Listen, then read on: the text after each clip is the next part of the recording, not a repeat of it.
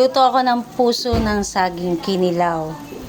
Yan, ginisa ko na yung bawang sibuyas, atay ng manok, isa lang, saka yung daing na isda.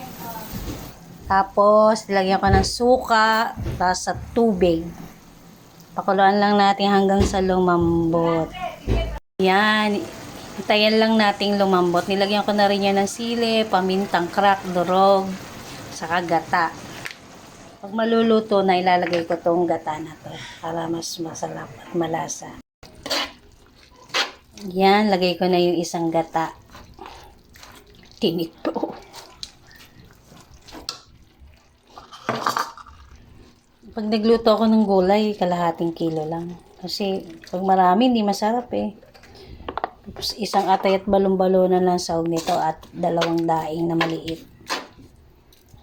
Yan, hintayin natin siyang matuyuan uli. Yan, ang ganda na ng kulay. Luto na to. Hindi ko na patutuyuan. Gusto ko kasi may sabaw. Sarap nga eh. Kahit isang atay at balon-balonan lang at daing eh. Sarap. Malasa talaga pag may atay at balon-balonan. Patayin ko na.